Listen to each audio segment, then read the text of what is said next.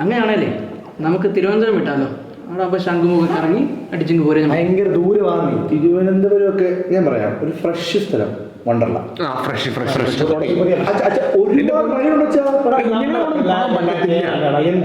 പിന്നെ എവിടെ പോകുന്നു പറയുന്നേ? നമുക്ക് പോവാൻ എറണാകുളത്തിൽ ഉണ്ടല്ലോ.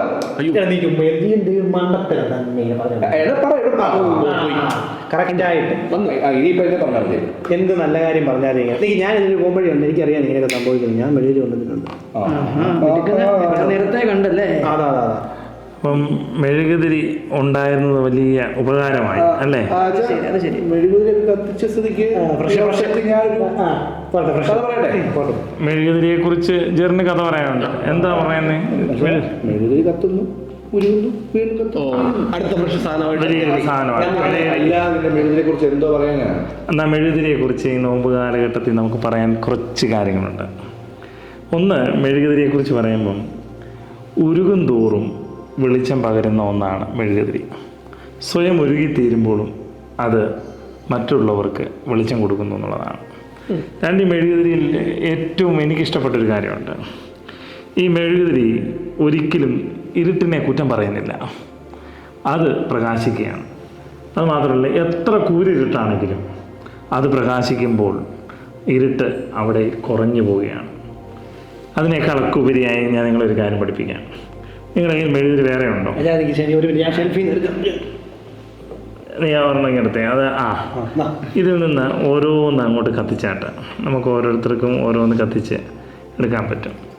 ഈ മെഴുകുതിരി കത്തുമ്പോൾ ഒരു ചെറിയ കാര്യം നമ്മൾ പഠിക്കുന്നുണ്ട്.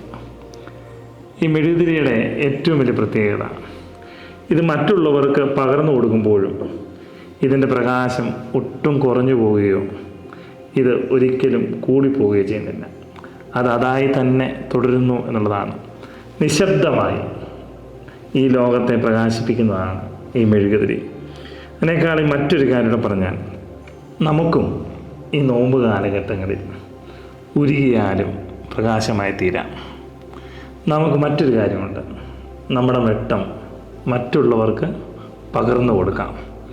നിശബ്ദമായി എത്ര കൂരിരുട്ടിനെയും ഈ ചെറിയ മെഴുകുതിരി പോലെ പ്രകാശമാക്കാം.